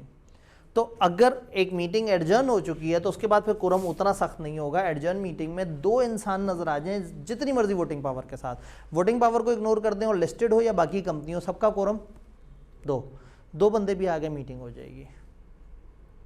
अब प्रॉब्लम ये है कि भाई मजीद शरारती हैं, उन्होंने कहा सर अगर 2 भी ना आए तो जो मीटिंग नहीं हो पा रही वो कौन कराता है? SCCP। और SCCP की मीटिंग में कोरम क्या होता है? एक। SCCP एक बंदे को भी कोरम कह देता है। ये भाई मजीद शरारती भी हैं, इन्होंने कहा सर अगर एक भी ना आया तो वाइंडिंग अप की रीज़न में से एक रीज़न ये है कि कंपनी अपने अफेयर्स को सीरियस नहीं है चलाने में। तो अगर एक कंपनी मीटिंग कराती है और उसका कोई मेंबर ही नहीं आता मीटिंग अटेंड करने के लिए, तो उस कंपनी की वाइंडिंग अप के लिए पिटीशन दायर की जा सकती है। तो क्या ये याद रहेगी ये सारी कहानी, ये सारी बात यहाँ पे ये हम पढ़ रहे हैं pre requisite of meeting. Meeting, अच्छी मीटिंग, एक अच्छी जेन्युइन मीटिंग के लिए क्या क्या चाहिए? एक तो कोरम पूरा होना चाहिए, दूसरा नोटिस होना चाहिए। नोटिस पे डिस्कस करने वाली बात नहीं, टाइम, प्लेस, डेट वगैरह लिखा हुआ हो। तमाम डायरेक्टर्स को भी दिया जाता है, कंपनी के ऑडिटर को भी दिया जाता है। मेंबर अगर को मर गया है तो उसके जो असाइनी है, कोई इंसॉल्वेंट हो गया है तो उसका जो भी रेलेवेंट वो बंदा है उसको दिया जाता है। अगर गलती से एक्सीडेंटल ओमिशन हो गया, हम नोटिस नहीं दे सके या किसी बंदे को नोटिस नहीं मिला, उसका ये मतलब नहीं कि मीटिंग इनवैलिड हो गई। गलती से किसी को नोटिस का ना मिलना या इस तरह का कोई मामला होना खुद ब खुद मीटिंग को इनवैलिड डिक्लेयर नहीं करेगा। हाँ, मीटिंग को इनवैलिड डिक्लेयर कराना है, मीटिंग के 30 दिनों के अंदर 10% लोगों को अदालत में लेके पहुंच जाए। अगर अदालत ने कह दिया तो मीटिंग कैंसिल हो जाएगी। लेकिन किसी को मीटिंग का नोटिस ना मिलना is not the conclusive evidence कि मीटिंग ख़राब थी। मीटिंग खुद बहुत ख़राब नहीं हो जाएगी। लिस्टेड कंपनी के नोटिस में लिखा होना चाहिए कि 10% लोग अगर आएँ तो वो वीडियो लिंक की फैसिलिटी उन्हें मिल जाएगी। डन। नोटिस मेंबर्स को किस तरह से दिया जाए?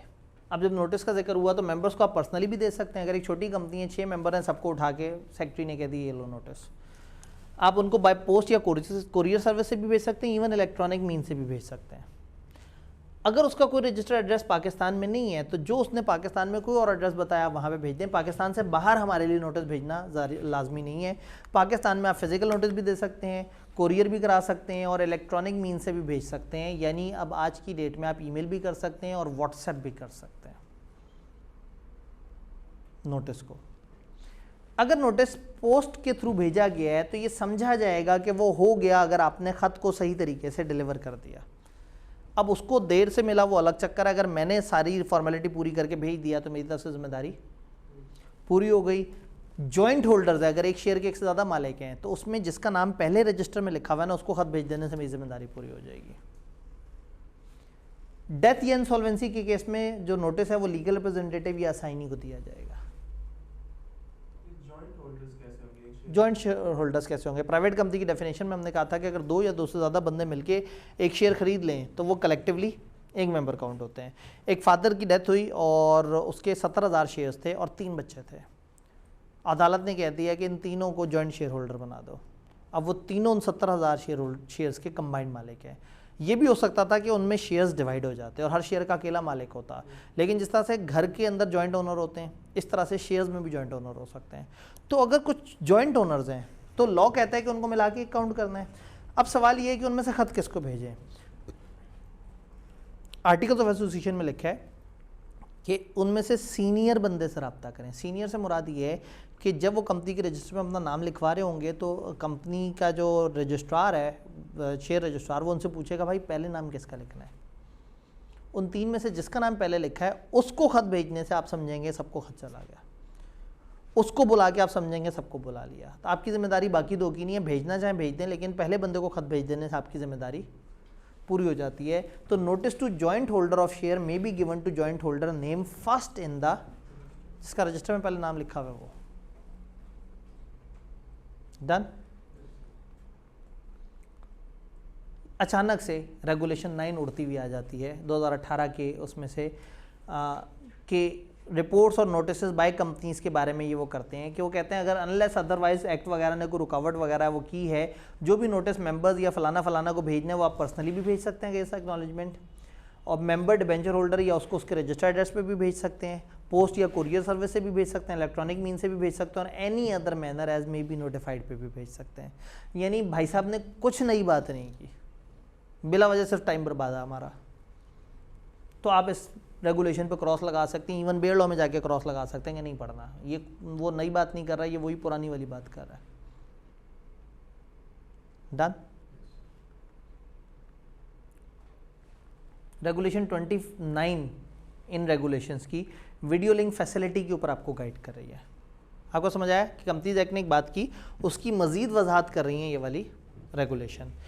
अब ये बड़ा प्रॉब्लम है, अगर हम रेगुलेशन को एक अलग लॉ बना के पढ़ें तो अचानक से कभी वीडियो लिंक आ जाएगा, अचानक से नोटिस आ जाएगा, अचानक से पता नहीं क्या जिक्र होगा, बट वो रेगुलेशन इस एक्ट की किसी सेक्शन को सपोर्ट कर रही होती है, तो इसलिए इसको जोड़ के पढ़ना होता है। और आपने इसी तरतीब से ही, जब बेयर लॉ पढ़ना है तो आपने इसी तरतीब से पढ़ के हाईलाइट कर लेना है। और याद है वो जो मैंने सिंबल बनाने का तरीका बताया था कि आपने सिंबल लगा दिया कि इस तरह से करके, ताकि आप उनको आपस में क्रॉस लिंक कर सकें, कनेक्ट कर सकें।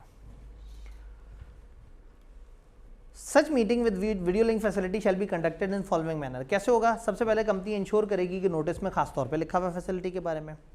ये डिमांड जो है वो लोगों से आए तो वो एक ही शहर में रहते हों और कम से कम उनके पास 10% वोटिंग पावर हो। चेयरमैन और कंपनी सेक्रेटरी इंश्योर करेगा कि जी सिर्फ मेंबर या प्रॉक्सी होल्डर ही मीटिंग अटेंड कर रहे हैं, कुछ और लोग बीच में नहीं आए हुए। फर्दर स्टेप्स लेंगे कि इस मीटिंग की इंटेग्रिटी बरकरार है, इसमें कोई गड़बड़ ना हो, धांधली ना हो, बेईमानी ना हो। रिस्पॉन्सिबिलिटी लेंगे इंश्योर करने की कि अच्छी फैसिलिटीज़ प्रॉपर तरीके से उन लोकेशंस पे हैं जहां बिला तातुल सर्विसेज की फराहमी बरकरार रहेगी। इंटरनेट चल रहा होगा, यूपीएस अवेलेबल होगा, ऐसा नहीं कि लाइट गई तो पता लगा जी आपका मीटिंग से ताल्लुक़ ख़त्म हो गया। इनको अच्छे तरीके से फैसिलिटेट किया जाएगा। Done. Special business. Special business किसे कहते हैं? जो ऑर्डिनरी नहीं होता वो स्पेशल बिजनेस होता है। और ऑर्डिनरी क्या होता है? ये 4 हमने देखे। तो वो कहते हैं इन 4 के अलावा दुनिया का हर 5वां बिजनेस क्या कहलाएगा? Special business. ये 4 कौन से हैं? Consideration of financial statements, auditor and tax report, appointment of auditor और उसकी रेम्युनरेशन फिक्स करना, डिक्लेरेशन ऑफ डिविडेंड और डायरेक्टर्स का अपॉइंटमेंट। ये 4 ऑर्डिनरी बिजनेस हैं। ये जब भी होंगे नोटिस में आपको मजीद वजाहत देने की जरूरत नहीं है, लोगों को पता है इसमें क्या करना होता है। इन 4 के अलावा फर्ज करें 5वां लिखा हुआ है कंपनी एक इन्वेस्टमेंट करना चाह रही है, आप लोगों से मशवरा करना है। क्या इतना जुमला काफ़ी है? क्या बताना चाहिए कंपनी को मजीद? किस जगह इन्वेस्ट कर रहे हैं, कितने रुपए इन्वेस्ट कर रहे हैं, क्या रिटर्न आएगा, कितने अरसे के लिए इन्वेस्ट कर रहे हैं। तो अगर कोई भी, if any special business is to be discuss at meeting, notice shall include statement of all the fact about the business and shall disclose full the interest of any director if any. इसको हम कहते हैं section 134 वाला special business. ये एक statement होती है, statement under section 134। जब भी आपके नोटिस में कोई ख़ास एजेंडा है तो आपको एक एक्स्ट्रा स्टेटमेंट उसके साथ लगानी है, जैसे स्टेटमेंट में वो एक्स्ट्रा एजेंडा प्रॉपर तरीके से डिस्कस हो रहा हो कि ये क्या है और किस तरह से है। फिर अगर इस मीटिंग में कोई डॉक्यूमेंट अप्रूव करवाना है उनसे और वो डॉक्यूमेंट इतना भारी है कि वो नोटिस के साथ आप नहीं भेजना चाहते, तो ठीक है, आप उसकी प्लेस और टाइम बता दें कि कहाँ पे वो डॉक्यूमेंट्स अगर आके देखना चाहें तो वो देख सकते हैं। कोई कन्फ्यूजन नहीं यहाँ तक? क्या सारी बात समझ आ रही है? घबराए तो नहीं बैठे? आप लोग ब्रेक नहीं लेते बीच में, ब्रेक ले लिया करें तो आप लोग फ्रेश हो जाया करें। या आप कहते हैं कि एक दफ़ा जो मौत आनी है वो एंड तक आ जाए और जल्दी ख़त्म हो जाए। मीटिंग से रिलेटेड कुछ और बातें। चेयरमैन, सवाल ये है कि कौन होगा चेयरमैन? मेंबर्स की मीटिंग का चेयरमैन कौन होगा? इसमें 3 लेवल है। लेवल 1, जो डायरेक्टर्स की मीटिंग का चेयरमैन होगा ना, वही मेंबर्स की मीटिंग का चेयरमैन होगा। ये तो बड़ी मज़ेदार बात हो गई। अगर वो भाई साहब मौजूद ही ना हुए और मीटिंग स्टार्ट हुए 15 मिनट हो गए, अब चेयरमैन तो आपको चाहिए। या मौजूद हुए, उसका गला ख़राब है और वो कह रहा है मैं नहीं मीटिंग को चेयर करना चाहता, तो फिर क्या होगा? डायरेक्टर्स अगर वहाँ मौजूद हुए तो उनमें से कोई आप चेयरमैन बन जाएगा। Second level. पहला लेवल क्या है? वही शख्स चेयरमैन होना चाहिए जो, मैं ब्रेक लगाता हूँ, चेयरमैन कौन होता है? जो मीटिंग को चेयर कर रहा हो। जो मीटिंग को चेयर कर रहा होता है। जैसे स्पीकर होता है नेशनल असेंबली वगैरह में, इसी तरह से मीटिंग में एक हेड होता है जो मीटिंग को हेड कर रहा होता है। हाँ भाई गुप्ता साहब आप बोलें, हाँ जी शुक्ला साहब आप बोलें, हाँ जी बजाज साहब आप बोलें, फलाना साहब आप बोलें, जो मीटिंग के सारे मामलात को देख रहे हैं, ये चेयरमैन है। तो चेयरमैन मीटिंग का हेड होता है लेकिन कंपनी का हेड नहीं होता। कंपनी का हेड जो है वो चीफ एग्जीक्यूटिव होता है एक तरह से। तो चेयरमैन मीटिंग को रेगुलेट करवाएगा। अब चेयरमैन कहाँ से आएगा? अगर हम मीटिंग स्टार्ट करते हैं तो हमारे पास वही चेयरमैन होना चाहिए जो डायरेक्टर्स की मीटिंग का चेयरमैन होता है। ठीक है, ये बात हमें समझ आ गई। अगर वो साहब मौजूद नहीं है तो डायरेक्टर्स आपस में से चूज़ कर लेंगे। वो साहब मौजूद नहीं है या अनविलिंग है, कि आपने एक दफ़ा पेपर में सवाल दिया, उन्होंने कहा जी एक चेयरमैन, कंपनी मीटिंग शुरू हुई, चेयरमैन वही था जो डायरेक्टर्स का चेयरमैन है, दरमियान में नाराज़ होकर चला गया, अब बताओ क्या करें? तो हम कहेंगे वो अनविलिंग है। यानी हम कहते हैं अगर वो प्रेजेंट ना हो 15 मिनट तक या वो अनविलिंग टू चेयर हो तो फिर उसकी जगह डायरेक्टर्स चूज़ करेंगे कि कौन चेयरमैन हो। डायरेक्टर्स आपस में से चूज़ करेंगे। सेकंड लेवल, अगर डायरेक्टर्स भी मौजूद नहीं है या मौजूद हैं और विलिंग नहीं है तो फिर मेंबर्स चूज़ करेंगे। मेंबर्स एक इलेक्शन करा के एक चेयरमैन को चूज़ कर लेंगे और वो चेयरमैन फिर चेयर कर रहा होगा। तो chairman of board shall chair every general meeting if there is no such chairman, या चेयरमैन 15 मिनट तक मौजूद नहीं है तो फिर कोई भी डायरेक्टर चेयर कर सकता है। अगर कोई डायरेक्टर मौजूद नहीं है या विलिंग नहीं है तो फिर मेंबर आपस में से सिलेक्ट कर लेंगे। नीचे जो कॉन्ट्रावेंशन पेनल्टी वाली बातें हैं वो मैं फिर नॉर्मली इग्नोर कर रहा हूँ। क्या चेयरमैन समझ आया? नोटिस समझ आया? कोरम समझ आया? हम देख रहे हैं प्री रेक्विजिट मीटिंग के। घबरा जाएं तो मुझे रोक दीजिएगा। यानी आप सिर्फ मेरी आवाज़ का इंतज़ार कर रहे थे। हम ब्रेक लगा सकते हैं, कोई मसला नहीं। हम लोगों ने एक ख़ास लेवल तक जो है ना, यानी कि अगर हम ये रिकॉर्ड रेजोल्यूशन और ये सारी चीज़ें करके थोड़ा सा देख लें तो मैं आपको एक नोटिस की शक्ल दिखा दूं जो आप देखना चाहें तो आप देख सकते हैं, और उसके बाद फिर हम आगे इससे आगे वाली बातें कंटिन्यू कर सकते हैं। किताब हैंडआउट्स आप तक पहुँचे? ओए होए, जब तक किताब नहीं आती तब तक हैंडआउट हमारे ऊपर पढ़ते रहेंगे, और जितनी तेज़ी से हम पढ़ते जा रहे हैं मुझे लग रहा है कि हमारा किताब जितना खर्चा हैंडआउट्स पे हो जाएगा। तो आप लोगों ने इसके शुरू के चंद सफ़े देखने हैं।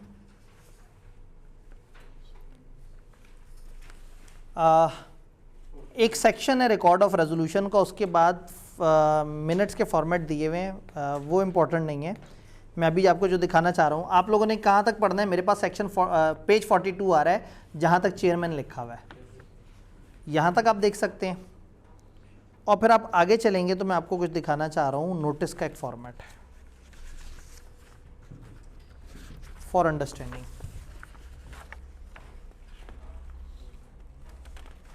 पेपर में शायद आई कि आप अचानक से मूड में आए तो कहे ज़रा नोटिस बना दो।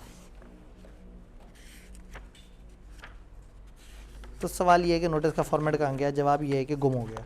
48